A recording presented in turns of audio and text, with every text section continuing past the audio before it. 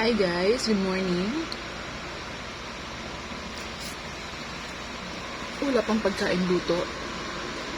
8 o'clock in the morning. Tulog pa yung mga kasama ko dito guys. So, I decided to ito na lang gawin kong breakfast. Ito siya guys. Kasi hot water lang naman ang kailangan. So, tara na guys. Let's dig in. Ito siya guys. Ito siya guys. Masarap siya guys. Kasi more on seafood siya. Like that. Makita nyo naman, may tahong, may crab. Ito siya guys.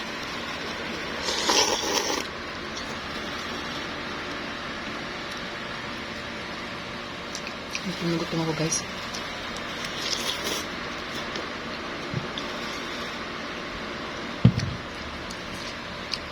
Sa pawis na ako. Ang dami kong gutom. Guys.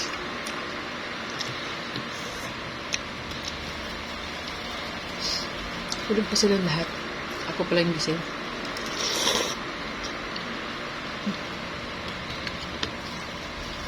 Wala pang luto.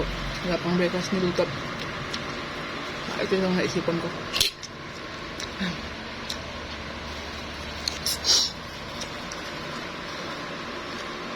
Sobrang sarap nito guys, promise. Kompleto yung mga rekado niya.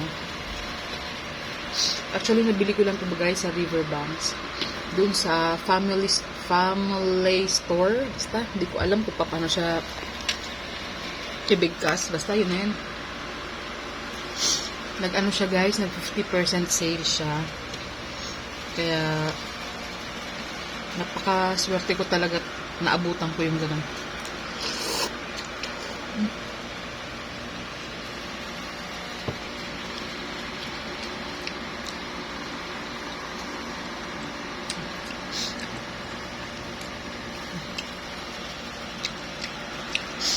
Yan guys, malapit na siya maubos.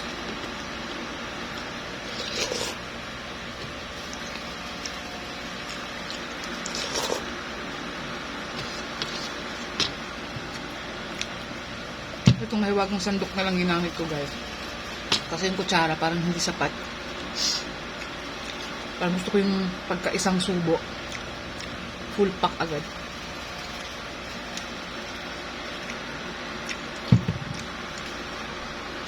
Dami kong gutom guys. Grabe.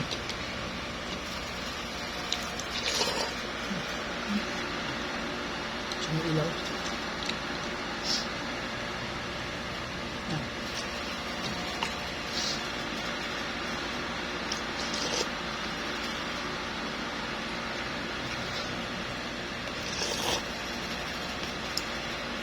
Ang sarap ng ramen ng ano guys, ng Korea. Ng Korean noodles. Sulit. Sulit talaga. Masarap din naman yung noodles natin dito sa Pinas. Pero, excuse me guys. Yung ilong ko. Gusto. Nagpapawisin talaga ako ng malagkit. Ilo na naman siya.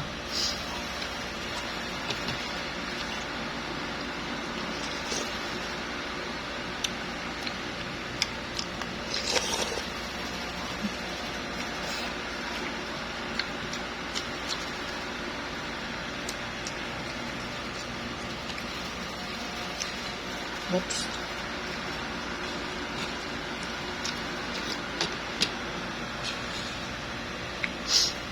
Guys, paubos na siya. Solve ako. Grabing solve na solve.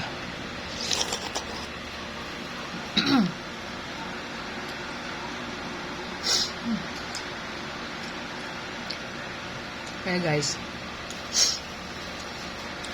mag-spicy ramen na rin kayo, okay? Promise na talaga kayo magkisisi. Sobrang sarap.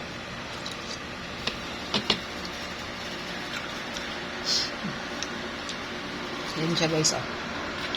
Marami pa siyang mga ibang brand. Ibang mga klase ng spicy ramen. Pero ito yung nagustuhan ko kasi malasang-mala siya sa seafood. Like that guys, oh. So ito yung laman niya. Nauubos ko na siya guys. As in, sobra. Tumutulog. Am I crying? No. It's my pawis guys. Excuse me.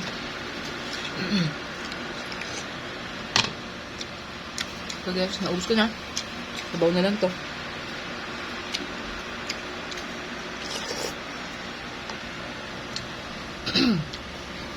Thank you for watching guys.